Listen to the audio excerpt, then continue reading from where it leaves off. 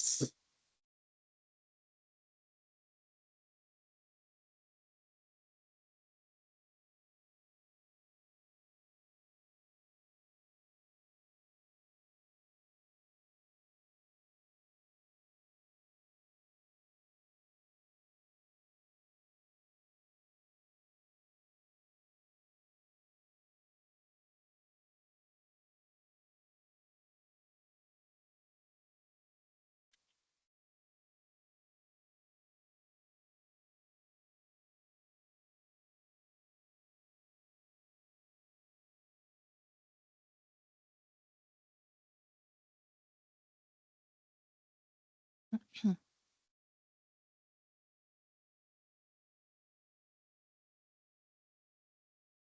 Buenos días, bienvenidos a todos. En un momento estaremos iniciando.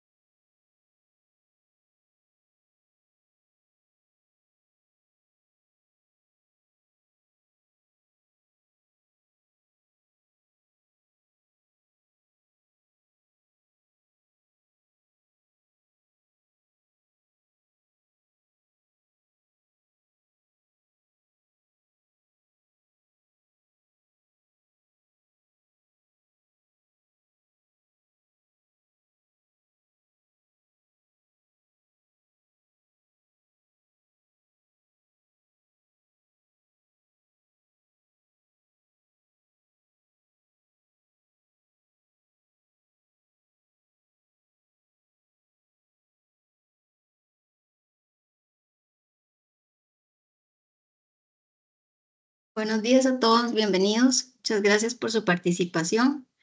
Ya estamos por iniciar, nada más estamos esperando que todos los que están en la sala de espera puedan terminar de ingresar y procederemos.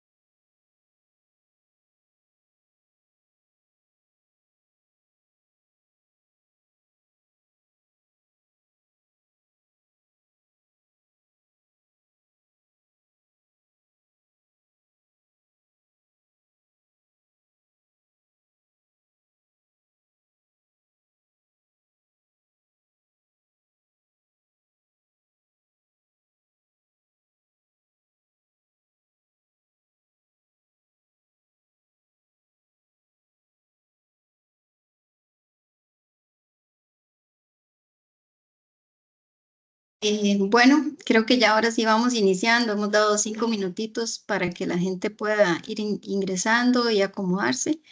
Les damos la bienvenida a esta segunda charla que hemos preparado dentro de la oferta de capacitación del PGI del año 2025. Agradecerles mucho su participación. Estamos muy contentos porque vemos que hay gran cantidad de gente en esta charla, al igual que en la charla de la semana pasada, y pues eso nos alegra mucho. Entonces, bueno, para iniciar, vamos a darles algunas indicaciones generales y después procederé a eh, darles a conocer, a presentarles a la expositora y ya le daremos la palabra a ella. Bueno, no sé si me conocen, mi nombre es Licidia Rojas, un gusto saludarlos, soy parte del equipo de evaluación de PGI y conmigo están acompañándonos acá dentro del equipo de PGI la compañera Rosario Zúñiga y Cristian Álvarez. Entonces, cualquier cosa, acá estamos con la logística de la charla y vamos a estar ayudándoles. Entonces, bueno, esta charla la titulamos Reducción del uso de combustibles fósiles y emisiones de CO2. Está a cargo de la ingeniera Katia Aguilar del Instituto Meteorológico Nacional y fue programada precisamente en conmemoración del Día Mundial por la Reducción de las Emisiones de CO2 que se celebra el 28 de enero de cada año. Entonces, el objetivo de esta charla es precisamente sensibilizar sobre las emisiones de CO2 y en especial el impacto que tiene eh, en esta situación el uso de combustibles fósiles. Entonces, bueno, como indicaciones generales debemos tener en cuenta lo siguiente. Esta charla será grabada y se compartirá junto con la presentación y la lista de asistencia posteriormente. Puede ser la próxima semana o si se puede tal vez más tarde. La lista de asistencia se encuentra fijada en el encabezado del chat y además se compartirá al inicio, como a la mitad de la charla y al final de la charla para evitar interrumpir la presentación. Entonces, para que tengan en cuenta eso, ¿verdad? El link para firmar la lista de asistencia lo van a encontrar ahí al inicio del chat. Para los comentarios y preguntas, tenemos el espacio de preguntas y respuestas, que es un iconito que se visualiza como PIR y está a la par del icono del chat. Entonces ahí ustedes pueden escribir sus preguntas y ahí se les va a estar leyendo la pregunta o se les dará respuesta ahí mismo. Y tratemos de dejar el chat únicamente para el tema de la lista de asistencia. Entonces, y la idea es precisamente tal vez no repetir las mismas preguntas en ambos, ¿verdad? Porque después nos cuesta un poco manejar los dos sitios, el chat y el PIR. Entonces, PIR para preguntas y comentarios, chat para el tema de la lista de asistencia.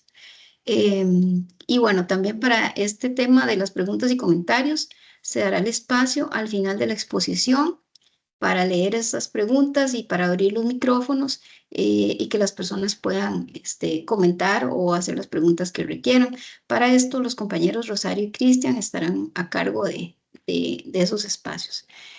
También queremos recordarles que esta charla y todas las charlas de capacitación que hemos programado se tienen en horario de 10 a 11:30 de la mañana. Ese es el espacio que hemos designado y que incluye tanto la exposición como las preguntas y comentarios. Entonces, tenemos el objetivo de procurar ser puntuales con el horario y no incurrir en más tiempo del necesario, ¿verdad? Entonces, tratemos de ser igualmente concisos y breves con las preguntas y comentarios para poder quedar bien con el tiempo. Posterior a esto, voy a dar inicio a la charla con la presentación de la expositora y le pediría a mi compañera Rosario, si es tan amable, o Cristian, de iniciar la grabación. Sí, ya está, ya se inició, ya la Bueno, tenemos. perfecto. Muchísimas gracias. Entonces, bueno, comentarles que la ingeniera Katia es licenciada de la Universidad de Costa Rica, Ingeniería Química. Ha trabajado en la empresa privada y en el sector público.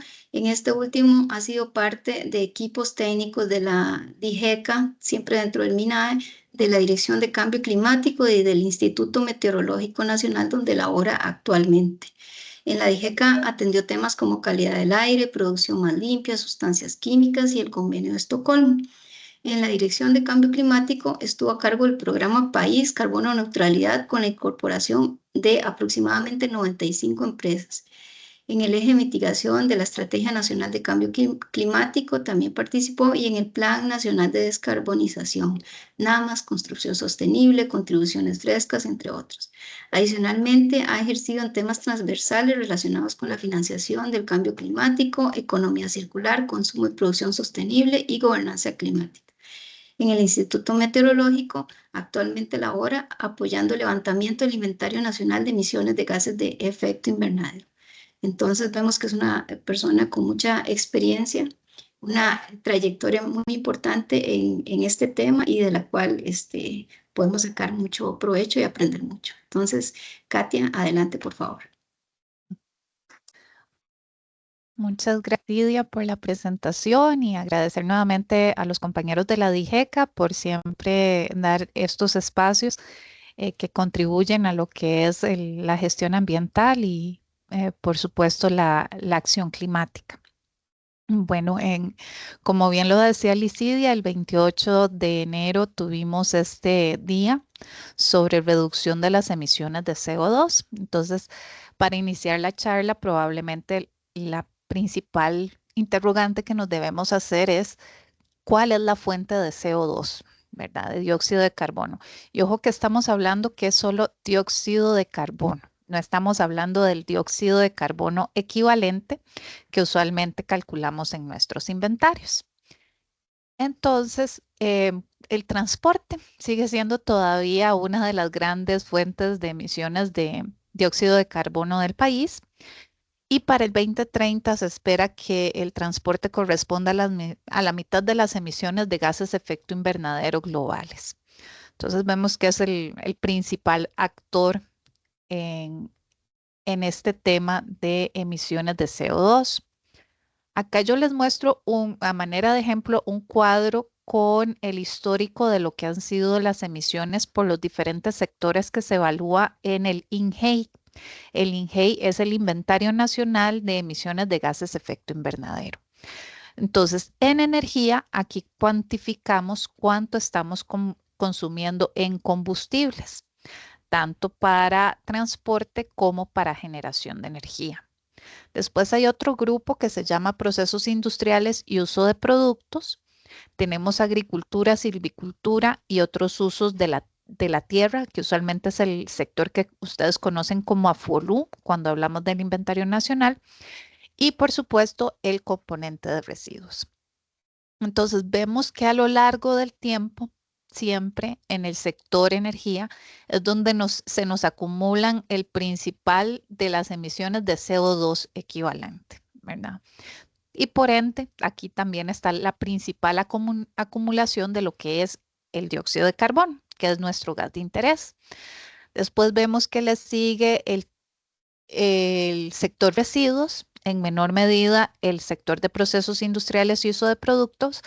Y en la parte agro lo que tenemos es que hay una disminución en virtud de que aquí se incluye todo lo que es cobertura forestal. Entonces es un sector, por decirlo así, que peca, reza y empata, porque sí tiene emisiones debido a las actividades económicas del sector agropecuario, pero por el tema y el uso de la tierra, pero por el componente forestal, entonces eso genera remociones, es decir, remueve el CO2 y entonces hay una tendencia a que este sector no sea alto en emisiones, como un sector completo.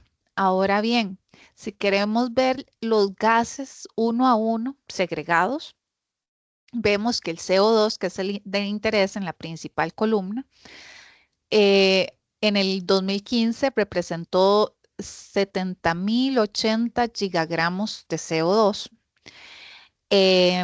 Después, a nivel de procesos industriales, también fue muy representativo y en el uso de productos, no así en el sector AFOLU o agricultura forestal y uso del suelo. Hay otros componentes, digamos, de la combustión, de la parte de combustión de estos combustibles fósiles que también provienen de estos procesos, como es el black carbon o el carbono negro. Y este es un contaminante de vida corta que más adelante vamos a analizar en más detalle porque forma parte de todas esas partículas que se obtienen de la combustión, ¿verdad? Que pueden ser de diferente tamaño. Ahí es cuando ustedes escuchan hablar del material particulado 10 o el PM10 o el PM2.5 que también tiene incidencia en temas de calidad de aire. Entonces, ahora bien, ¿qué está haciendo el país o qué comprometió el país en lo que ha sido el tema de mitigación al cambio climático y de adaptación también? Recordemos, tal vez para refrescar conceptos, que la mitigación corresponde a lo que ya estamos emitiendo o las emisiones que ya tenemos en un inventario de gases de efecto invernadero. ¿Qué acciones podemos hacer para reducir esas emisiones? En tanto que la adaptación es lo que, en medio de que no somos los principales emisores de gases de efecto invernadero a nivel mundial y mucho dependemos de que los grandes emisores ejecuten acciones e inversiones fuertes para dar un giro al rumbo que ha tomado este tema de cambio climático, pues está el componente de adaptación, que es ser preventivos, ¿verdad?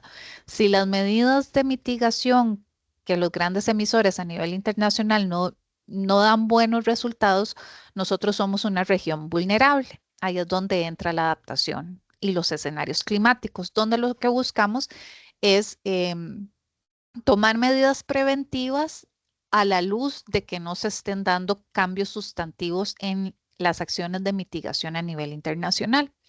Entonces, nuestra contribución nacionalmente determinada fue un documento que se presentó primero en el 2015 con un compromiso de reducción con base en un INGEI o un Inventario Nacional de Gases de Efecto Invernadero que se generó en el 2012. Posteriormente, en el 2020 se actualiza. El Acuerdo de París establece que esta contribución nacionalmente determinada se debe actualizar cada 5 años. Por eso tuvimos una presentación en el 2015, una en el 2020 y ahora se va a trabajar de lleno en la actualización del 2025. Entonces, como ven en esta imagen, nos hemos vuelto cada vez más restrictivos, ¿verdad? En un inicio, con el año base de 2012 del inventario, se pretende que en 2030 se llegara a 9.37 millones de toneladas de CO2 equivalente, pero en 2020 todavía lo pusimos más bajito, a 9.11 toneladas de CO2 equivalente. Esto con una serie de proyecciones y análisis de datos que se generó con apoyo de la Universidad de Costa Rica, de un laboratorio que se llama EPERLab, donde se plantearon diferentes escenarios de reducción y se hizo esta propuesta. Pero como es de su conocimiento, esto queda supeditado a cuánta inversión o cuánto financiamiento climático pueda haber en el país para ejecutar las diferentes acciones. Entre las áreas temáticas, por supuesto, una clave es movilidad y transporte, porque como les venía diciendo, ese CO2 proviene principalmente de ese sector. Después entran desarrollo y ordenamiento territorial, energía, infraestructura y construcción, industria y comercio y servicios, gestión integrada de residuos, agropecuarios, bosques y biodiversidad terrestre, el océano y recurso hídrico. Acciones para el empoderamiento climático, donde entra toda el accionar que se puede dar con la sociedad civil en el marco de diferentes comités participativos. La parte de transparencia y mejora continua, que está ligada a los procesos de medición, reporte, verificación. La parte de financiamiento climático, que ya les había mencionado, y el desarrollo de políticas, estrategias y planes de cambio climático de menor escala, que lleven a la implementación a una escala nacional, ¿verdad? Porque entendemos que el NDC o la contribución nacionalmente determinada es un instrumento de política pública que se compromete a nivel internacional en el marco de lo que nos solicita el acuerdo del cual formamos parte, que es el Acuerdo de París.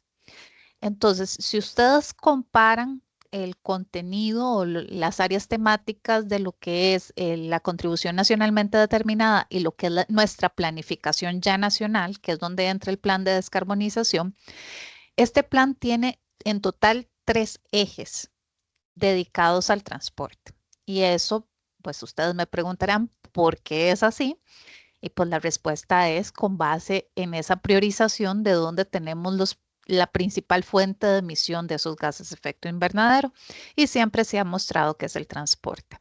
Y empezamos por lo clave, que es la movilidad sostenible y transporte público, porque hay un tema de infraestructura donde tal vez la receta no sea que vamos a cambiar todo el transporte que tenemos a transporte eléctrico, porque tenemos también que ir planificando con relación a la disponibilidad de infraestructura eficiente que exista. Y a veces la única forma de limitar o hacer más efectivo el uso de la infraestructura de la que disponemos es optar por que la ciudadanía busque formas de movilidad, ya sea en el transporte público o del tipo activo. Del tipo activo me refiero a caminar, a usar la bicicleta, donde uno a la vez que evita sus emisiones de gases de efecto invernadero, pues por supuesto también está haciendo ejercicio, lo cual le hace bien a la salud.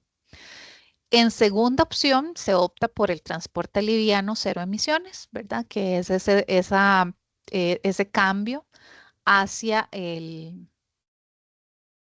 traslado de vehículos que tienen combustibles fósiles a combustibles eléctricos. Digo, perdón, combustibles no, a vehículos eléctricos. Muchos de ustedes me dirán, pero yo es que ya he leído en la literatura que al nivel de la explotación fósil, de fósiles para o de minería, para este tipo de baterías, se están generando emisiones y daños ambientales. La respuesta efectivamente es sí.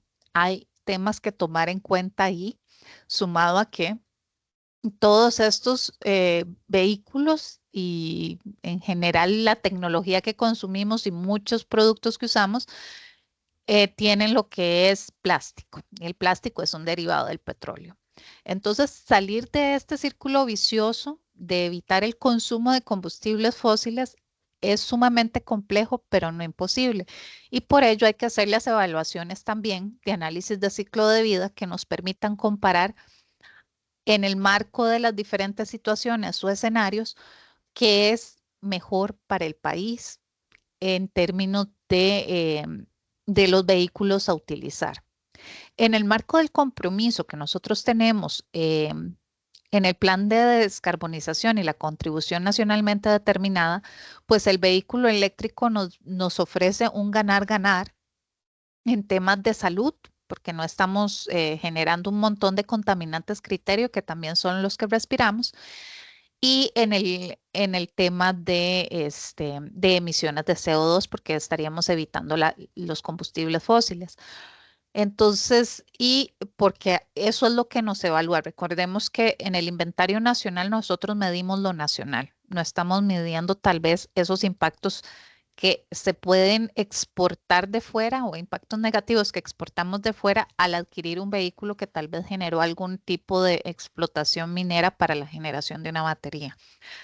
Esos son detalles que se pueden afinar. Ahorita tenemos un laboratorio en el Tecnológico de Costa Rica, la CIVEC, que está haciendo diagnósticos en esta línea para tomar decisiones basadas en datos y ver qué es lo mejor para el país.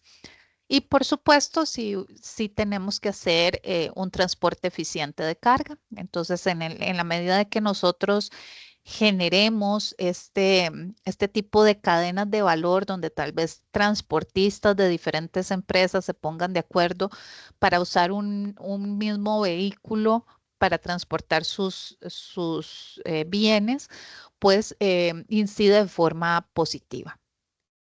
Esto no puede quedar sin que a la vez se esté trabajando en energía eléctrica renovable, porque sabemos que a la hora de hacer recambios que requieran mayor consumo de energía, va a haber mayor demanda energética y eso va a ser necesario que se metan más fuentes de generación de esta energía de tipo renovable. Y bueno, por supuesto que en los otros ejes de esta planificación, edificaciones, sector industrial, vamos a encontrar algunas fuentes donde también se dé esa combustión y se esté generando CO2. Sin embargo, es en menor medida que la del transporte. Y por ese motivo me voy a enfocar en en esos aspectos que buscan reducir este consumo o esta generación, este consumo de combustibles fósiles o esta generación de CO2. Entonces, en compromisos siempre se habla de todo lo que es una inclinación a transporte público, que se mejore, que hayan troncales, transporte público con pago electrónico integrado, mejoras en el tren eléctrico de pasajeros o que exista este tipo de servicio. Electrificación del transporte público y adopción de tecnologías, ya sea buses eléctricos, contratos de concesión que incluyan metas de tecnología cero emisiones, hojas de ruta para la consolidar el clúster de hidrógeno. Ya tenemos una estrategia de hidrógeno aprobada. A nivel de desarrollo urbano, que se implementen en las municipalidades prácticas de desarrollo orientado al transporte, en los planes reguladores u otro instrumento, que las municipalidades sean partícipes de algún reconocimiento ambiental, como puede ser el programa País u otro, que tenemos el programa Bandera Azul Ecológica u otros reconocimientos ambientales donde se pueden desarrollar acciones en la línea de mitigación. Al 2025, pues 2035, en el plan de descarbonización se establece que el 30% de la flota vehicular será de transporte público y ojalá tener el tren eléctrico de pasajeros operando un 100%. Ya el 2050, un poco más lejano, que se opere de forma coordinada todo lo que es el sistema de transporte público y que el 85% sea cero emisiones y un incremento del 10% de los desplazamientos en modos no motorizados, es lo que les venía diciendo del transporte activo. A nivel del transporte liviano, cero emisiones, los compromisos serán el Plan Nacional de Transporte Eléctrico, que nuevas instituciones tengan flotas cero emisiones, los centros de recarga, sabemos que algunos centros de recarga lamentablemente han presentado situaciones de vandalismo y son procesos en los que ahorita por decirlo así, las dependencias encargadas del tema de energía eléctrica están tratando de subsanar. A nivel de eficiencia de la flota de combustión, se habla de la incorporación de metanol en la gasolina, de la hoja de ruta de biodiesel, el ecoetiquetado de eficiencia de vehículos. A 2025, el establecimiento, estabilizará el crecimiento de flotas de motocicletas, es uno de los compromisos, que el 30% de la flota sea eléctrica de estos vehículos y al 2050 ya un 95% de la flota es el compromiso, que haya nuevos modelos y esquemas de movilidad compartida y una extensa red de recarga eléctrica. A nivel del eje 3, que es el de carga eficiente, pues se habla de contar con un programa de logística de carga para la reducción de emisiones, entonces realizar pilotos. Está sobre la mesa todavía este tema del tren eléctrico limonense de carga. La eficiencia tecnológica en el transporte de carga pesada y liviana, un plan de eficiencia en la reducción de emisiones en este tipo de transporte y un piloto de mejora del sector de transporte de carga, ya sea mediante uso de biocombustibles o gas LP. Al 2030 se espera que 20% de la flota opere con gas licuado de petróleo, modelos de logística sostenible al 2035 en los principales puertos y zonas urbanas y para el 2050 que el transporte de carga logre una reducción de emisiones en un 20% con relación a sus emisiones del 2018. Entonces, aquí tal vez la gran pregunta es, bueno, y si nosotros no somos los principales emisores de gases de efecto invernadero, de acuerdo al inventario, que somos 0.001% de las emisiones a nivel global en términos de gases de efecto invernadero, ¿por qué seguimos trabajando en esto? Pues la respuesta es la salud, porque aquí hay una triada donde un estimado de 8 millones de personas muere anualmente a causa de enfermedades relacionadas con la contaminación del aire. Y resulta que muchos de estos contaminantes del aire vienen de procesos de combustión. Por supuesto que el clima, si bien es cierto, nosotros no somos los principales culpables, este, sí, se contribuye a una repercusión negativa sobre el clima y nosotros somos firmantes de los 193 países firmantes del Acuerdo de París, donde se adquiere este tipo de compromisos y de la Convención Marco de las Naciones Unidas para el Cambio Climático. Entonces, la sumatoria de eso nos invita a reducir la contaminación del aire para salvar vidas y reducir el cambio climático a mediado plazo. La contaminación del aire es una de las principales amenazas para la salud ambiental. Ha contribuido a 8.1 millones de muertes prematuras en el 2021 y 9 de cada 10 personas respiran aire que no es seguro, lo que les genera enfermedades incalculables. Ahí ustedes pueden ver en esa gráfica el comportamiento de lo que ha sido las muertes por cada 100.000 personas. Y podemos ver que si bien es cierto en América Latina no es tan alto, no deja de ser representativo, que por cada 100.000 personas fallezcan 22 personas en toda América Latina. En lo que es el high income o de alto ingreso, 25, y los de bajo ingreso, 22.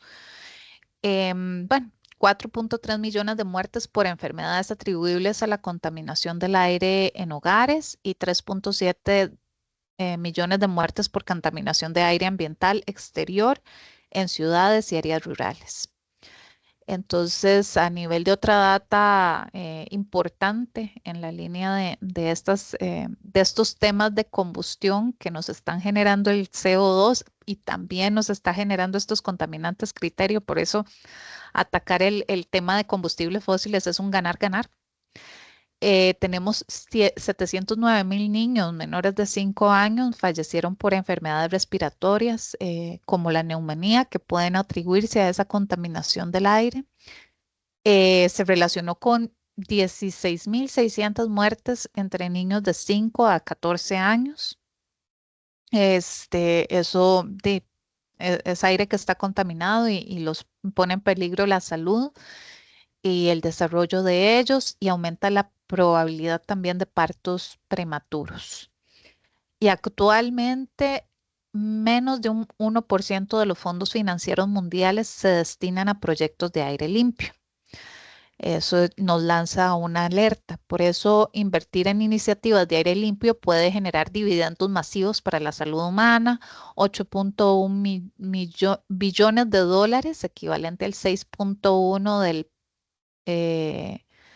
del Producto Interno Bruto Global, es lo que cuesta en temas de salud esta contaminación de aire.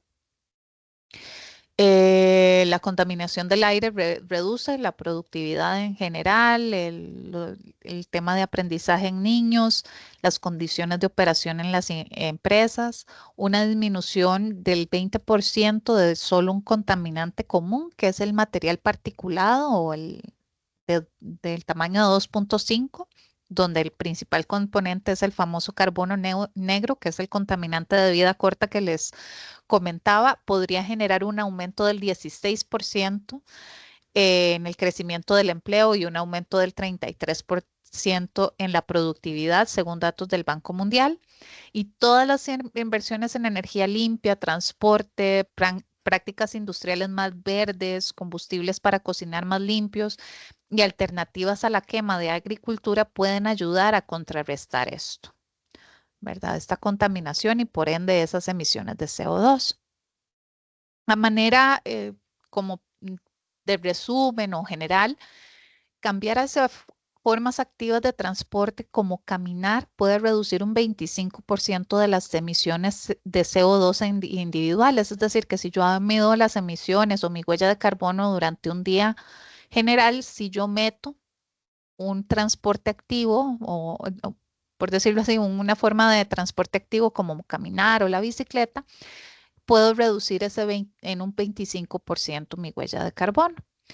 A nivel de temas de innovación, porque ustedes saben que, bueno, todo esto se enmarca también en temas de transversalidad y objetivos de desarrollo sostenible, donde también se está vislumbrando todo lo que es tecnología, inteligencia artificial, como potenciales herramientas para reducir emisiones o ayudarnos a reducirlas.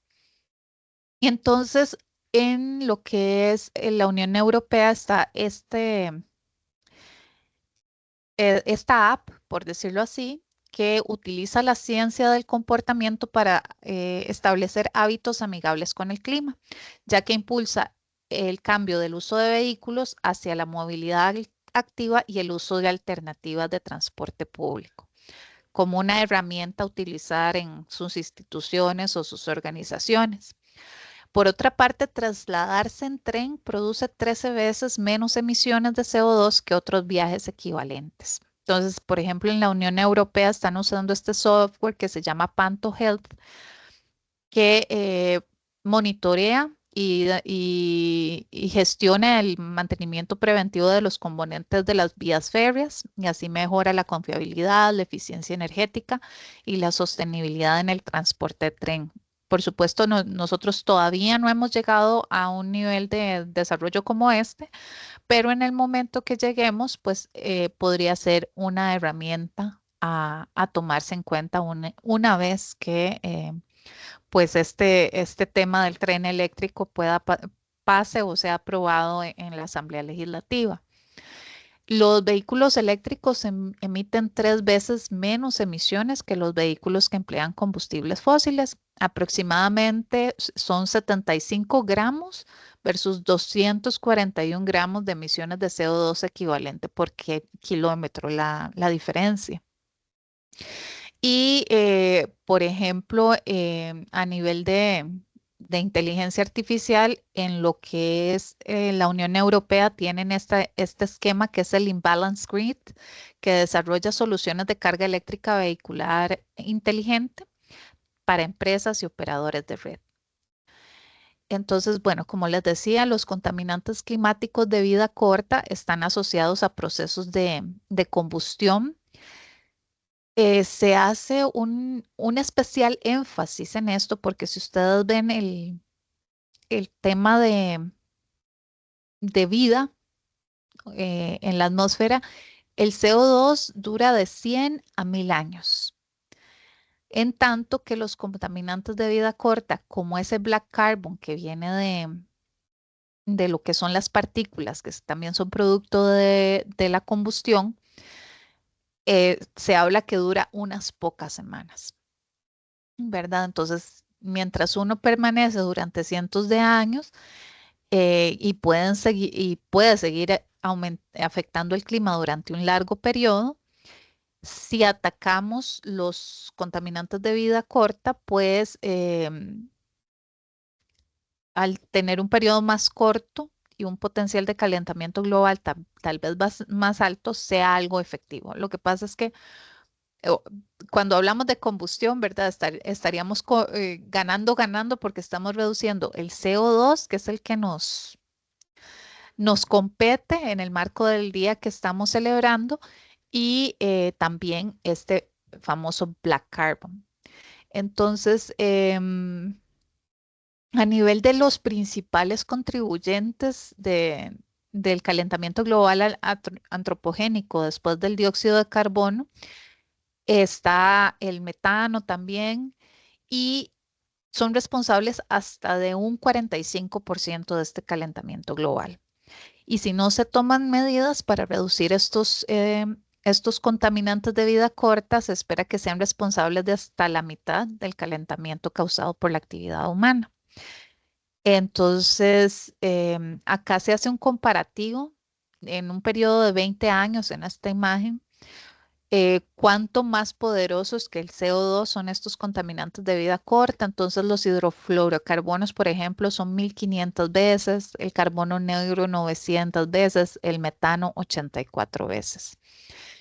Entonces, ¿qué son los impactos de estos contaminantes? Calientan la atmósfera, causan enfermedades y muerte prematura, reducen el rendimiento de los cultivos, dañan los ecosistemas, aceleran el derretimiento de la nieve y el hielo y alteran los patrones climáticos. ¿Qué potencial de reducción hay? Se dice que para el carbono negro ronda un 70%, el metano un 45% y los hidrofluorocarburos un 56%.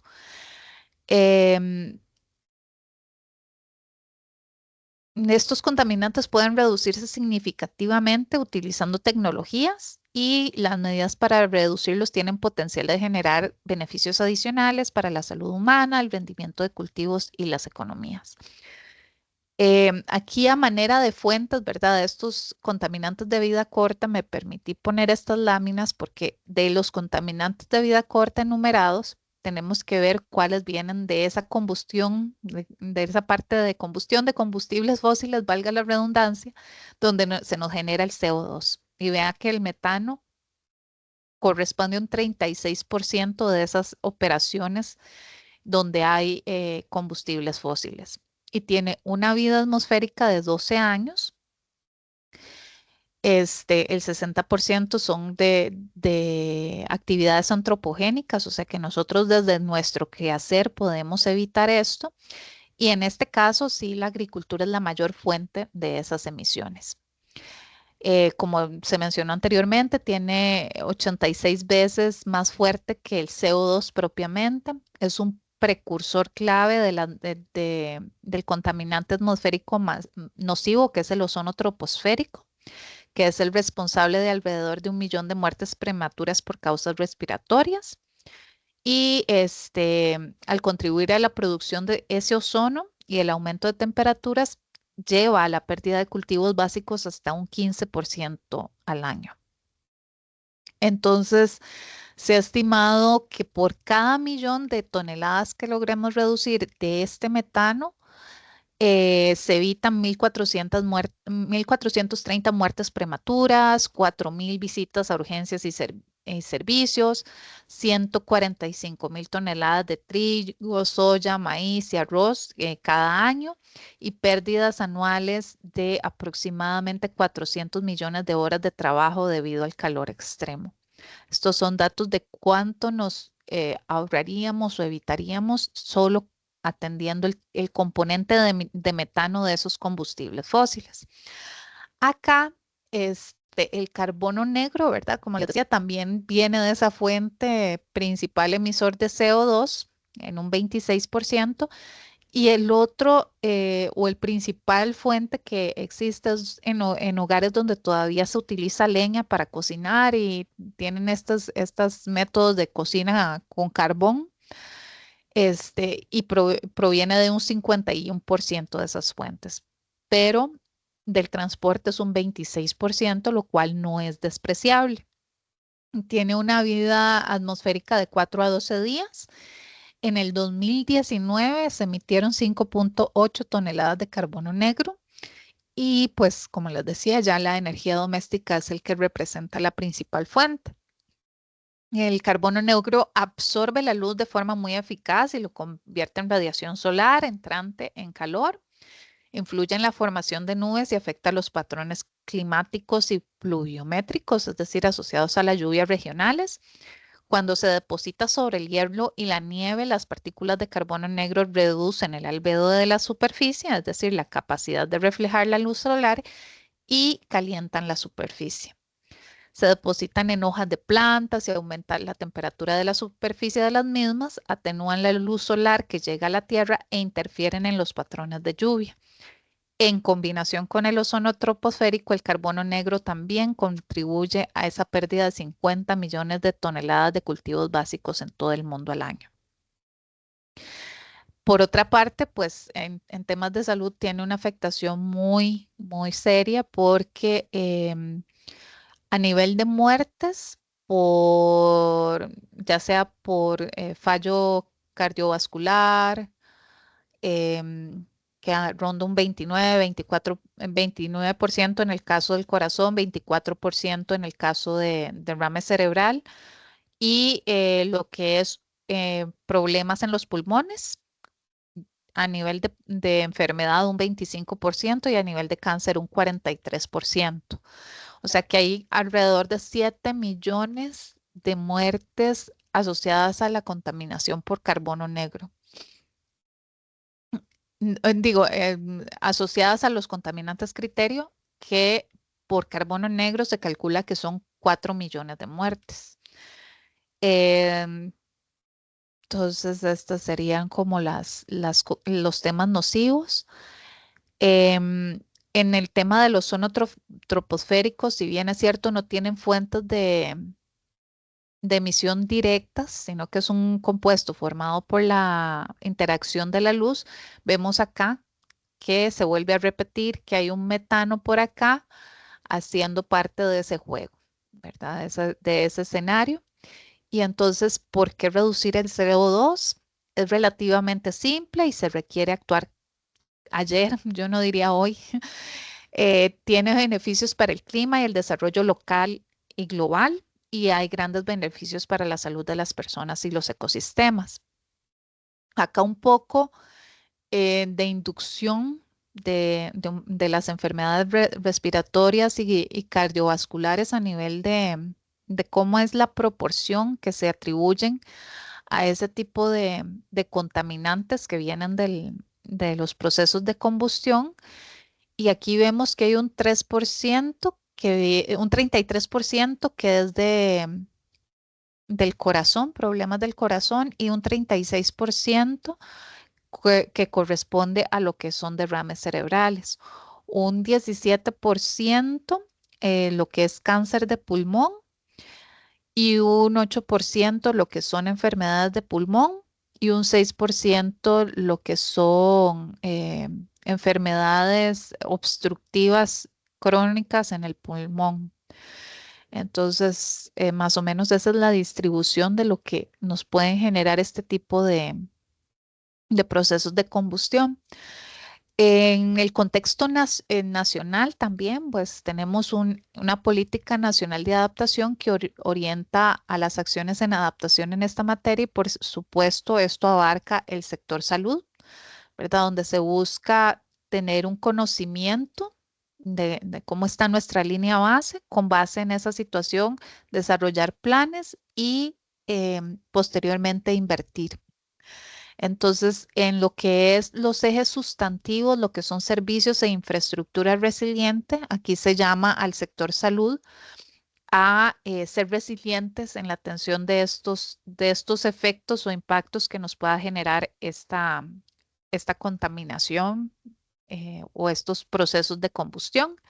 Entonces, en resumen, lo que busca el plan de adaptación es fortalecer las capacidades y condiciones de resiliencia para reducir esa vulnerabilidad, daños y pérdidas y aprovechar las diferentes oportunidades. A manera de reflexión, yo les quería decir, o sea, si alguien les sugiere que pueden evitar cerca de 255,000 muertes por fallo respiratorio y cardiovascular, 775,000 visitas hospitalarias relacionadas con el asma, 73 billones de horas de trabajo perdido debido a la exposición del calor, 26 millones de toneladas de pérdidas agrícolas globales anuales y el incremento del calentamiento en 0.3 grados centígrados al 2040, ¿qué harían? Y bueno, esos son mis datos de contacto y quedo atenta a sus consultas, comentarios. Gracias.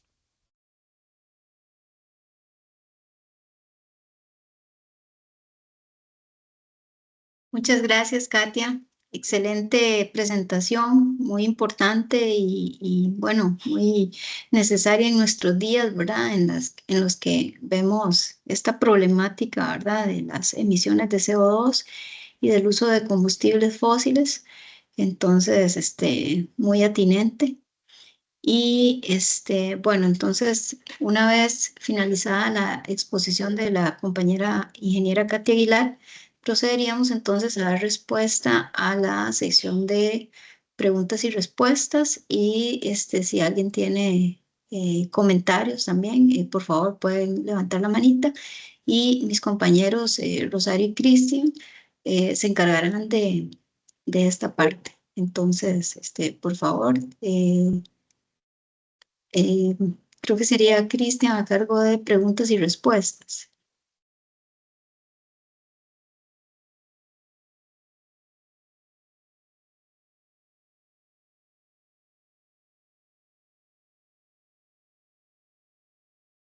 Sí, buenos días. En preguntas y respuestas de momento tenemos una consulta de don Ricardo Palacios que indica, me gustaría saber de dónde están tomando los datos del parque vehicular y de las proyecciones de crecimiento de la flota vehicular. Entonces, a ver si Katia nos puede colaborar con esa pregunta. Bueno, tal vez comentarle acá que todo esto sale de lo que es el balance energético nacional, ¿verdad? Ellos son los compañeros encargados de la recopilación de esta información. Originalmente lo hacía la Secretaría de Planificación del Sector Ambiente, pero en el momento que esta secretaría deja de actuar, la responsabilidad pasa a la Dirección de Energía. Ahorita hemos llevado algunos procesos de mejora de la data que existe. Usualmente, pues fuentes del parque vehicular, tenemos un mix que puede salir de lo que es la parte de seguros y los datos del registro civil, o el registro de la propiedad, por decirlo así, de bienes muebles, ¿verdad? Que corresponde a los vehículos. Y por supuesto, en estos temas, el ente rector, que es el Ministerio de Obras Públicas y Transportes, es nuestra fuente de contacto ya con esa data depurada, ¿verdad? A veces se hace ese cruce de información porque muchas veces hay, por decirlo así, vehículos registrados que no los han dado de baja, pero a nivel de seguros uno más o menos puede saber cuáles están activos o al menos circulando. Entonces esos son como los procesos de captación de datos, donde sería el Ministerio de Obras Públicas y Transportes los que facilitarían esta información a lo que es la Dirección de Energía para su ingreso en el balance energético nacional, que es el que el Instituto Meteorológico Nacional utiliza para la generación del inventario en el sector energía. Muchas gracias, Katia. Tenemos también es un comentario de don Francisco Torres en la sección de preguntas y respuestas que dice, creo que es importante tener en cuenta que la producción de energía eléctrica nacional el año pasado no fue el 100% hidroeléctrica. Se tuvo bastante uso de búnker, por lo que si aumenta el parque vehicular eléctrico, muy posiblemente se necesite cada vez más el uso de las plantas térmicas. No sé si te puedes referir al respecto, Katia. Sí. Efectivamente, por ese riesgo es que el eje 4 va orientado a incorporar más energías renovables, ¿verdad? Se tuvo un tema también asociado al componente cambio climático desde la adaptación, donde por el exceso de sequías se tuvo esa necesidad de usar más la energía térmica, ¿verdad? Y eso es por un tema que tal vez se descuidó, que fue el trabajo desde la adaptación al cambio climático, que ya nos enfrentamos a una situación que se deriva de esta gran cantidad de gases de efecto invernadero que tenemos, donde se está dando un tema de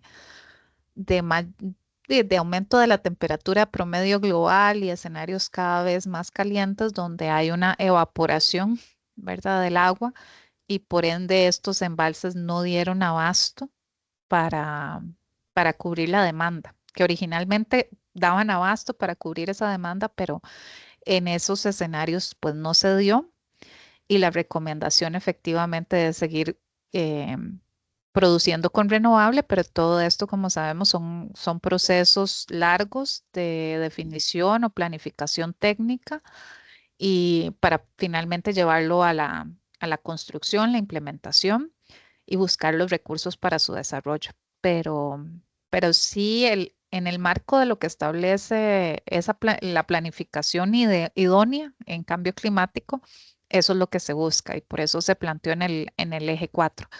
Pero fue una situación de emergencia a la luz de que en el componente de adaptación se presentó esta situación de embalses con poca agua y se tuvo que meter a trabajar más la parte térmica, es decir, de combustibles fósiles.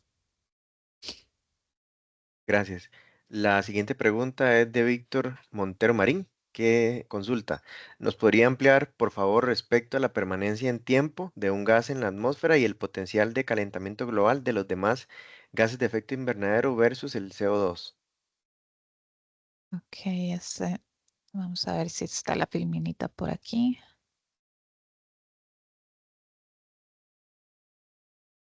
Bueno, acá es un poquito lo que corresponde.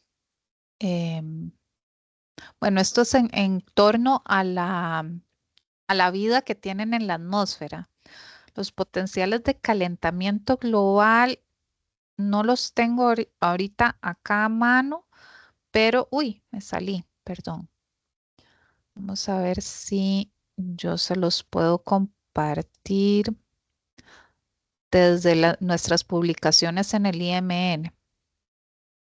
Vamos a ver que nosotros publicamos los factores de emisión y los potenciales de calentamiento global, que es lo que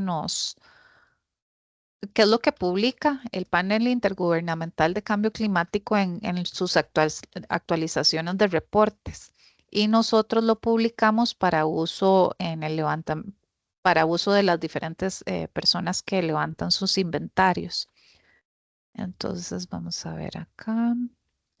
Voy a ver si puedo compartirles esta pantalla.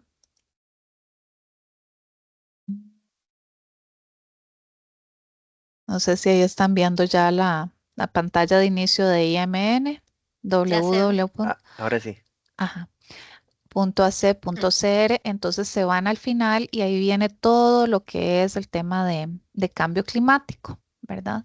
Entonces aquí está mal escrito, pero es Official Emission Factors o factores oficiales de emisión.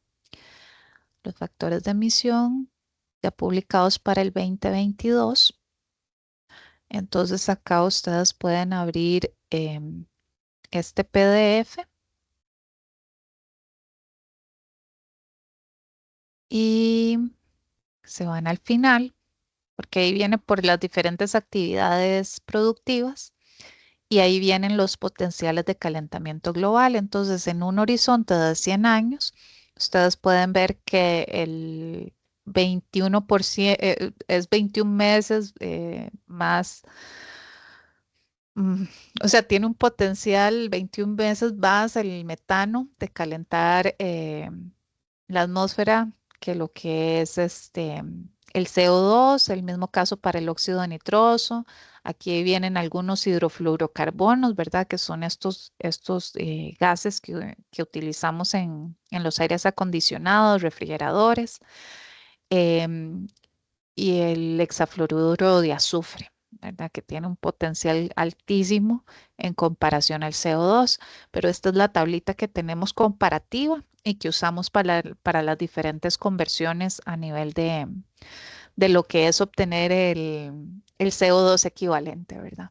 Que ya no es el CO2 per se del día que estamos celebrando, pero que ya a nivel de un inventario total sí tenemos que meter toda esta data para los cálculos.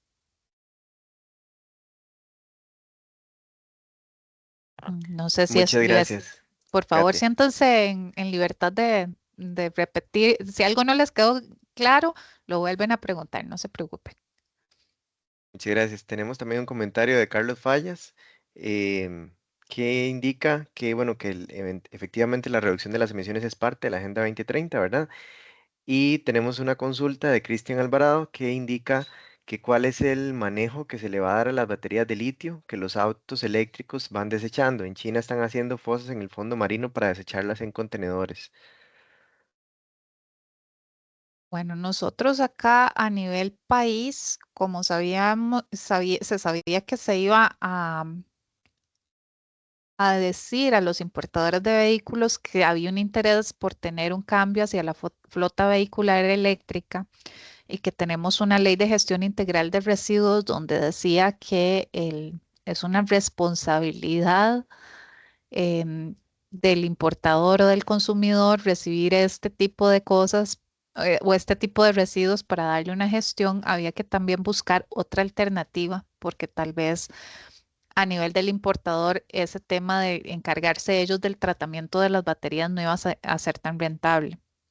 Entonces nosotros acá en Costa Rica tenemos una empresa que se llama Fortec, donde se hizo un primer piloto para ver cómo se podía tratar este tema de las baterías para vehículos y actualmente es el único gestor de residuo electrónico que podría ayudarnos en esa materia, ¿verdad?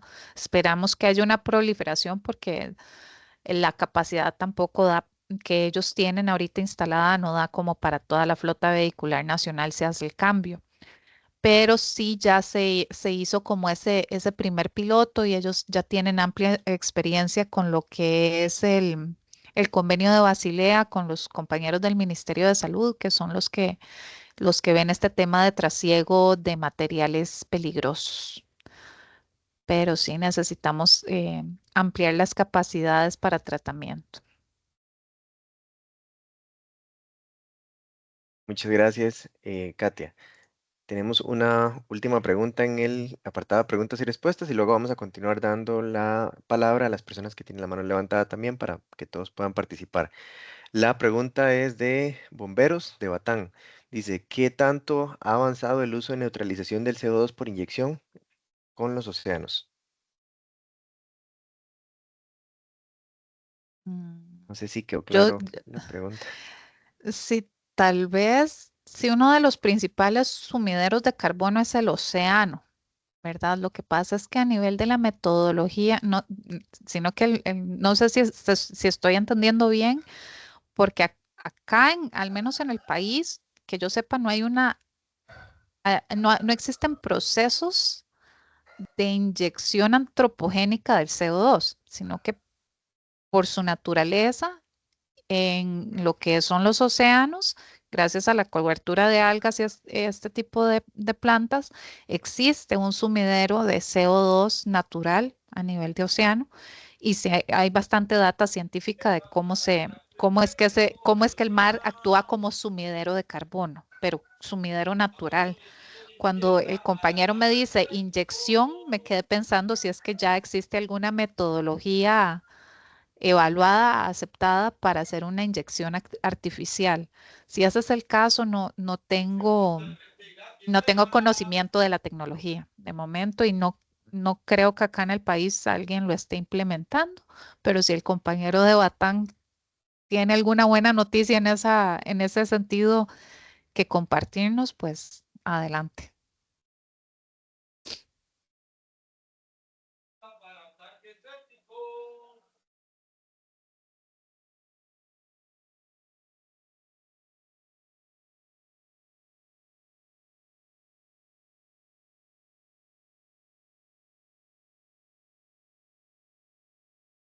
Bueno, Cristian, no sé si ya con eso finalizamos la parte de preguntas y respuestas.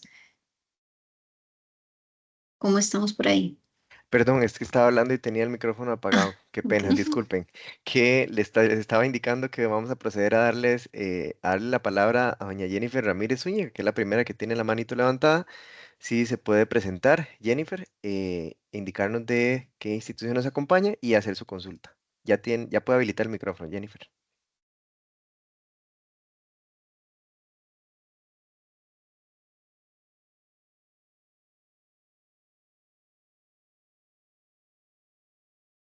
Jennifer ya puede habilitar su micrófono y hacer su consulta. No sé si nos está escuchando, nos está acompañando por ahí.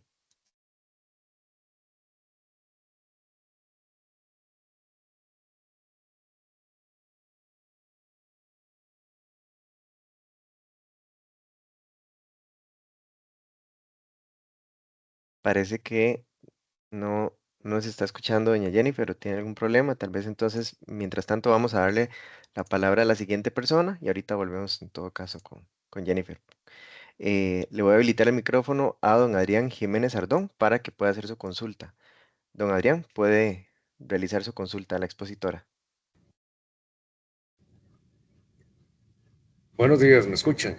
Sí, buenos días, adelante. Excelente. Bueno, muchas gracias por la presentación, ha sido realmente interesante. Una serie de información muy útil para todos los programas de desarrollo que podamos tener en este país. Mi pregunta va por este lado. Yo soy politólogo, entonces siempre me interesan los temas que implican, obviamente, principalmente los temas de la política tanto nacional como mundial. Yo veo que a nivel mundial se nos pide mucho a los países, digamos a las economías pequeñas, a las economías no industrializadas, mucho sacrificio para lograr muchos reconocimientos, para tener ISO aquí, ISO allá, y una serie de certificaciones mundiales para que la producción sea lo más pura posible y un montón de cosas más. Y sin embargo, las grandes economías a nivel político no cumplen con absolutamente ninguno de estos requisitos y para ellos este tipo de reconocimientos o certificaciones pues puede ser que los alcancen, pero en realidad es una práctica no muy común. Por ejemplo, cuando hablamos del incremento del CO2 y el resto de gases y minerales y todas las cochinadas que tiramos al medio ambiente, no estamos tomando en cuenta que los productos a nivel militar, por ejemplo, para poner solo un caso, eh, ya sea a nivel de jets supersónicos, eh, bombas, eh, todo lo que implica la tecnología militar, cohetes, drones, tanques, armas, reactores, todo este tipo de cosas, genera una cantidad impresionante de daños en el ambiente. Sin embargo, esto se oculta, esto no se toma en cuenta. Yo no lo he visto en ningún estudio hasta el momento, aparte, digamos, de toda la contaminación que produce eh, la aviación a nivel mundial. ¿Qué podemos hacer entonces nosotros como economías pequeñas para que no nos sigan presionando de esa forma y hacer cumplir a los países grandes que esa conciencia no tiene que ser solo para nosotros, que tiene que ser a nivel global, que ellos también tienen que hacerla? Muchas gracias. Con todo gusto, muy acertado su comentario y es una de las cosas pues donde tal vez desde la parte técnica yo he intentado como que se mantenga un equilibrio, ¿verdad? Porque no vas a hundir a una pequeña, mediana empresa exigiéndole reducciones e inversiones gigantescas en tecnología que ellos no pueden costear para realizar una mitigación. Creo que para eso existen las economías de escala y cada empresa, en la medida de sus posibilidades, puede contribuir. Ese tipo de diálogos ya son más ya de más alto nivel, ¿verdad?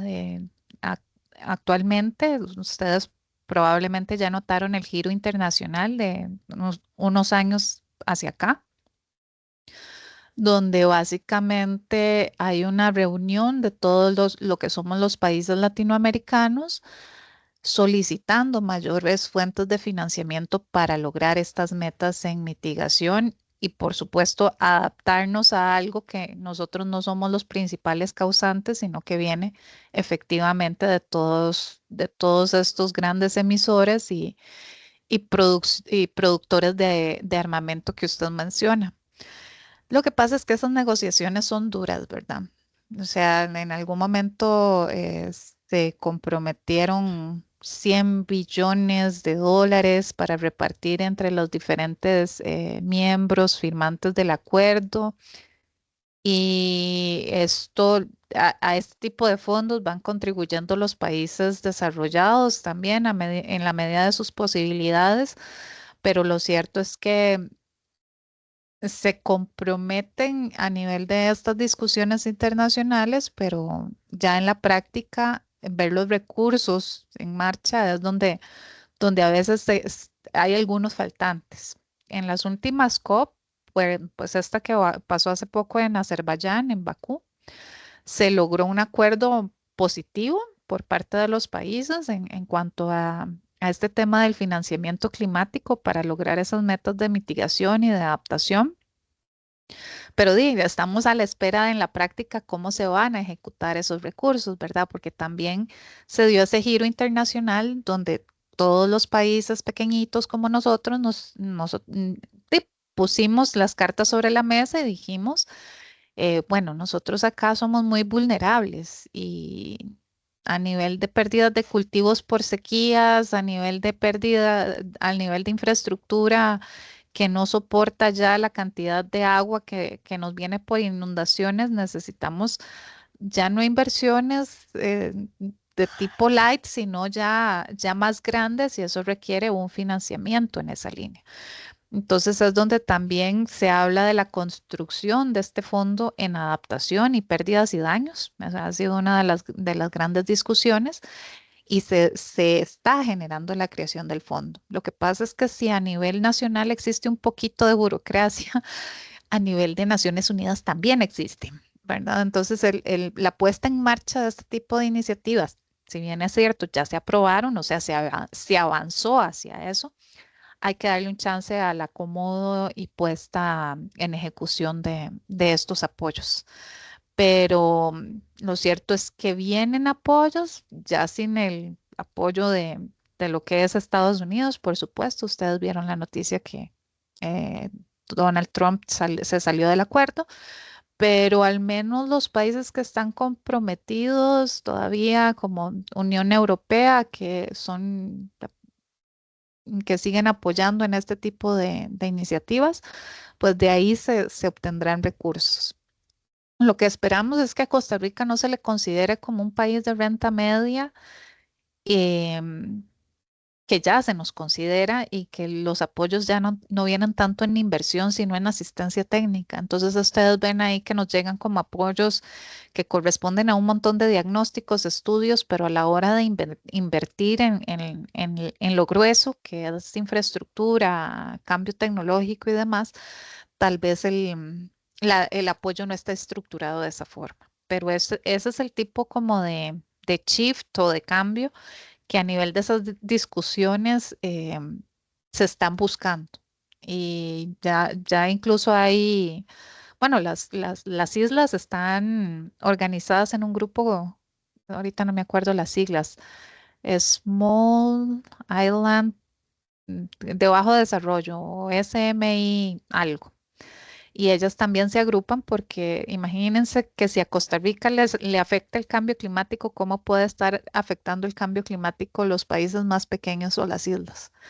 Son situaciones realmente alarmantes y terribles y ya no solo lo vemos en los más pequeñitos, sino que el mismo Estados Unidos con estos incendios en California son una muestra clarísima de que la adaptación es necesaria no solo en Costa Rica, sino en todo el mundo, porque ya se nos ha ido la mano y ya hemos sobrepasado la generación de este tipo de gases de efecto invernadero. Mi humilde opinión. Muchas gracias, Katia. Vamos a darle la palabra a don Ricardo Palacios, ya te voy a habilitar el micrófono para que puedas hacer tu consulta.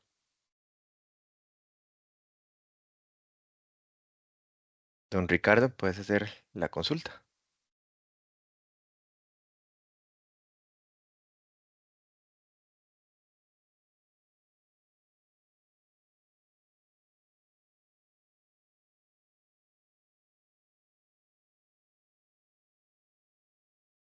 Don Ricardo, puedes habilitar el micrófono para hacer tu consulta.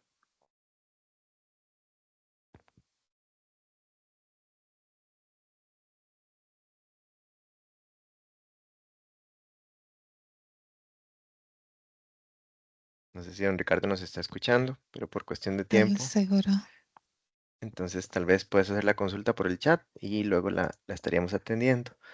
Vamos a darle la palabra entonces a la siguiente persona, don Ernesto Jiménez. Le voy a habilitar el micrófono. Don Ernesto, adelante. Buenos días, es una prueba de sonido, ¿me copian? Buenos Sí. días, sí. Sí, se le Perfecto, escucha. perfecto. Katia, muchas gracias por la exposición. Realmente hice muchas notas, inclusive entre las notas, esa pregunta que hizo el segundo, alguno preguntó con respecto a la generación eléctrica del año pasado, que fue con uso de plantas eléctricas y uso de combustibles fósiles. Nos estamos llenando de una flotilla de vehículos eléctricos como la gran cosa, pero como que la gente que está consumiendo ese tipo de vehículos no se dio cuenta de que hasta hubo racionamiento eléctrico. O sea, hubo gente el año pasado que tenía un vehículo eléctrico en la cochera y no tenía la energía para poder cargarlo. No le queda más que ir en bus. Entonces eso de ir en bus, empecé a hacer mis notas y aquí tengo transporte público y carga pesada. Generalmente el transporte público y carga pesada en Costa Rica, porque hablemos, digamos, lo que está acá y nuestra realidad, que son vehículos en diésel, vehículos que tienen una vida útil o un uso de tanto, vehículos que hay veces uno ve que están en muy mal estado. Y si ustedes me cuestionan que por qué yo no uso el transporte público y no me quedo más que ir a comprar mi carrito, es porque ahí en Villa Colón, cuando salía de mi casa, yo vivo ahí por la clínica en Villa Colón, cuando salía ahí al más por menos a esperar el bus un sábado en la mañana, porque tenía que venir a trabajar, a veces pasaba una hora y media, y yo ahí en la parada esperando. Entonces ahí es donde uno dice, ¿y qué estoy haciendo yo aquí? ¿Por qué no compra uno un carro que no sabes qué uso tiene, no sabe el estado del motor que tiene, pero usted lo compró con tal de no esperar una hora y puede que ese carro genere más contaminación sónica, visual, todo malo, pero lo tengo porque no puedo esperarme todos los días una hora y media el bus? Entonces, parte de esta presentación, Katia, digo yo, ¿en qué momento o hasta qué punto ustedes en el Instituto Meteorológico los toman en cuenta? Digamos, el Ministerio de Transportes, la concesión de transporte público, el Consejo de Transporte Público, ¿en qué momento los toman en cuenta en la información que ustedes han levantado? Como para decidir que aquí el problema es el servicio público de transporte público. Y eso es un problema solucionable. Ya sea el pago, yo soy ingeniero civil y de pronto nos damos cuenta cuando estábamos en transportes que la teoría de cola que se hace al ingresar al bus para pagar y el pobre señor tiene que contar, dar vueltos y eso. Bueno, ¿por qué no solucionamos eso con el pago en tarjeta? Bueno, ya salió lo del pago tarjeta en algunas rutas. Muy bien. Todo eso empieza a generar beneficios como para que las rutas sean más puntuales y que sean mejores. Entonces, tal vez si yo tuviera un buen servicio público, no necesito, tengo el carrito ese hecho leña que compré, pero no necesito usarlo porque ya el bus me es suficiente. Igual con la carga pesada. Cuando empezaron a hablar, digamos, de la contribución de los diferentes actores, la carga pesada también genera mucha contaminación. Inclusive usted habló en su presentación de que en la logística pueden ponerse de acuerdo que un transportista recoge carga de diferentes proveedores para llevarla a Limón, por ejemplo. Y allá la reparte como que si fuera encomienda. La tal empresa encomienda, ellos van repartiendo ahí. O como que si fuera Cortel. Eso suena bien, pero digamos, nosotros bajamos mucho la flotilla y los tiempos en las carreteras con reducir el transporte individual, el que estamos usando todos. Y ese, yo estoy seguro que yo lo usaría sí, solo sí, si el bus me dice, yo estoy aquí a las 7 de la mañana y a las 7 está ahí. Y es cierto, para ahí en la salida del Rancho Joel y vuelve a parar arriba, frente al Abacar, pero que tenga su tiempo establecido. Entonces ya ustedes saben cuánto tiempo va a llegar a San José. Y es real y se respeta. Entonces, ¿en qué todos estos estudios que ustedes han hecho lo llega a ese Consejo de Transporte Público para que tomen decisión? Esa es mi primera pregunta, porque usted hace estudios, la Universidad de Costa Rica hace estudios, pero ¿qué hacemos con esos estudios si al final ese consejo no da el resultado que esperamos? Ya llevo 2 puntos, transporte público y carga pesada. Generación eléctrica. Elise, lo apunté y se me adelantó una de las preguntas que hicieron ahí. El año pasado justamente Elise usó mucho de combustibles fósiles para generación por la razón que sea. Y una de las razones que me llamó la atención es que hubo una mala programación en el almacenamiento de agua en embalses.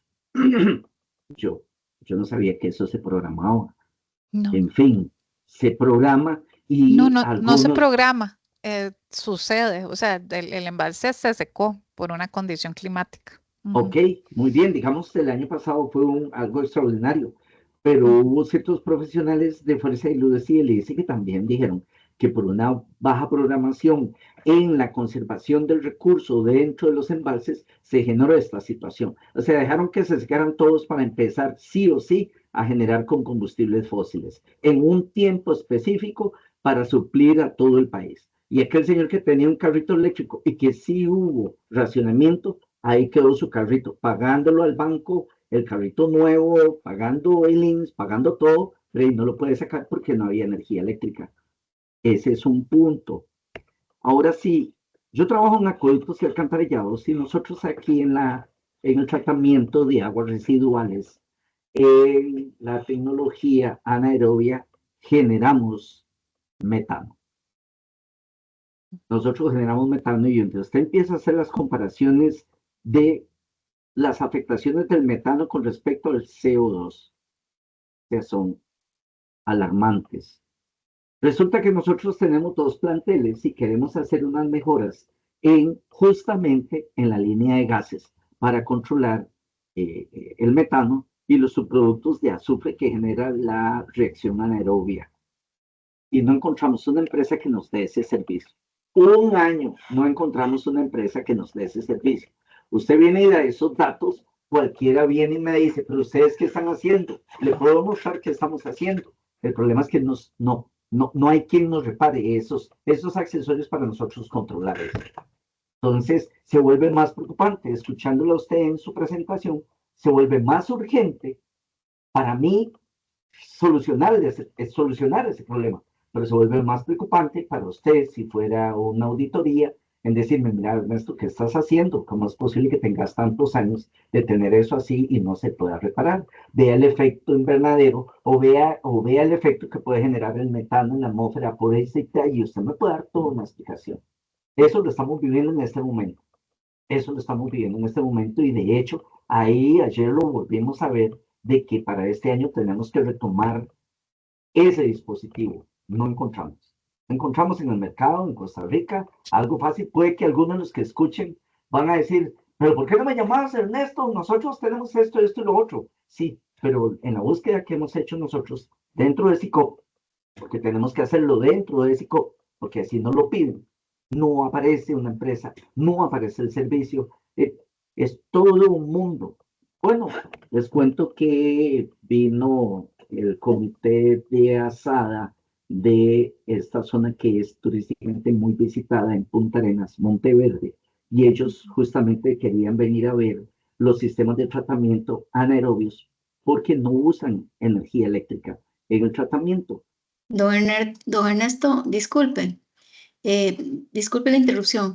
Muy interesantes sus comentarios, muy importante toda la información, pero nos quedan pocos minutos para que se finalice la reunión y también hay personas esperando a que les den la palabra. Entonces, por favor, tal vez resumir un poquito y a ver si damos chance para los demás. Muchas gracias.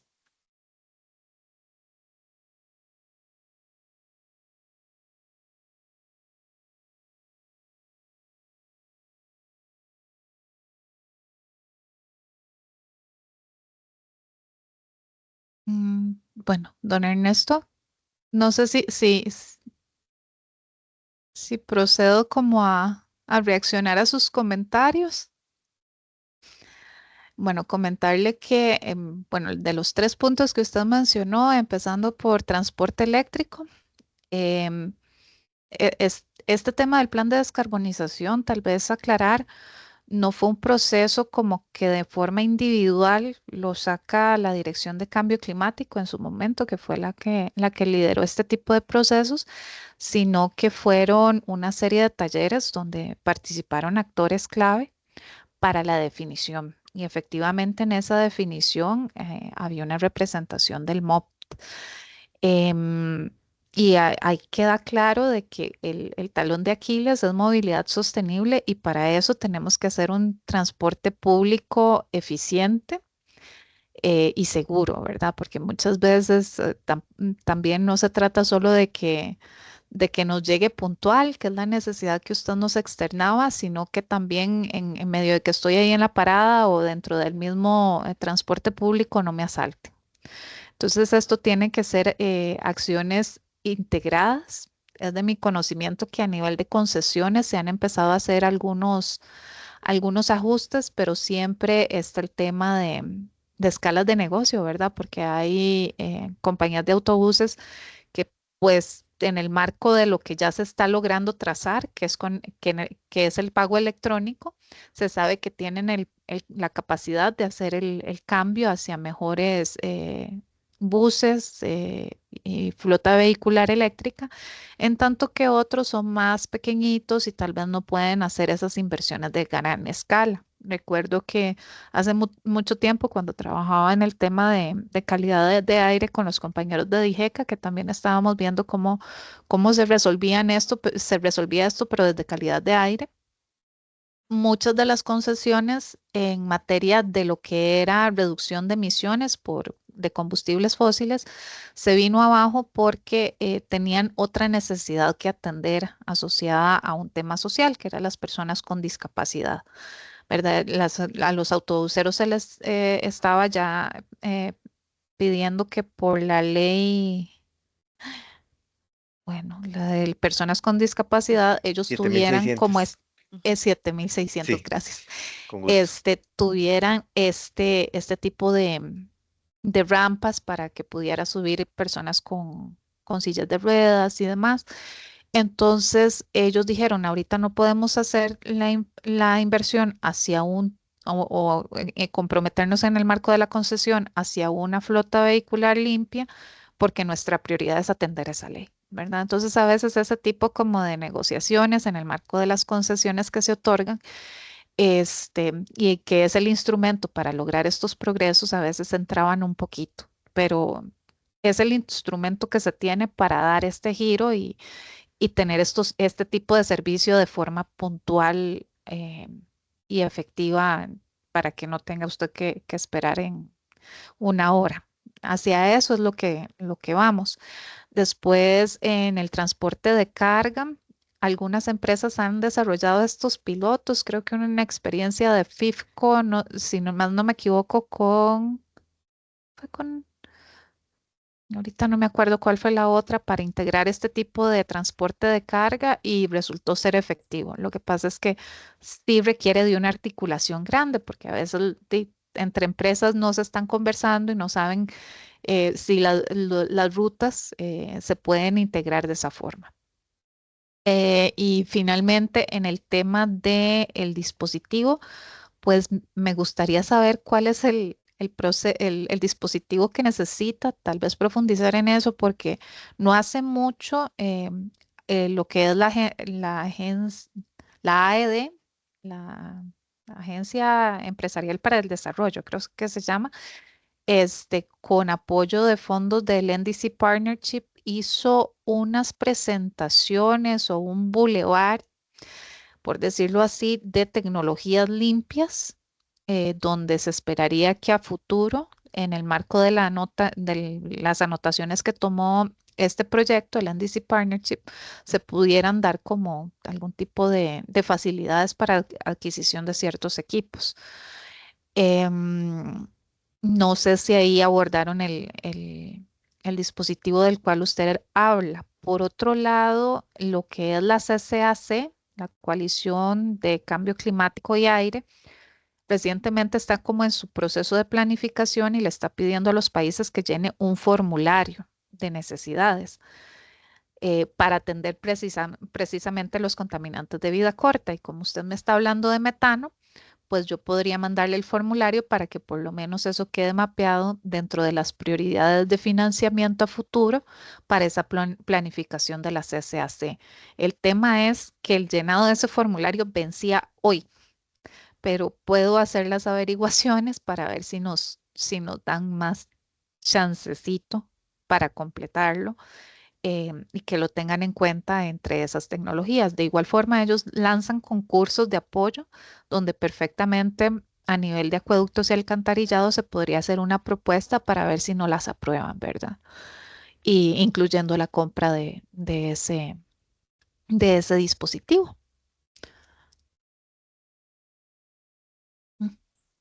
Bueno, creo que, bueno, Katia, ya estás finalizando, ¿verdad? Con el Veo que comentario. quedan dos manitas, ¿verdad? No Sí, puedo lo que pasa es atenderle. que ya estamos con el tiempo al límite, ¿verdad? Entonces, más bien, de hecho, hay algunos comentarios ahí también que se estarían quedando sin atender, pero les recordamos que ponemos siempre a su disposición el correo del PGI y también la compañera Katia nos compartió sus datos de contacto para que en caso de consultas que no hayan podido ser atendidas en esta charla, en este tiempo, pues también se puedan atender posteriormente. Entonces, ya estamos finalizando. Agradecerle a Katia por la excelente presentación, un tema sumamente interesante, un tema muy importante y difícil también, ¿verdad? Muchísimas gracias por compartirnos sus conocimientos y su experiencia. Y al público presente también agradecerles el interés, la participación.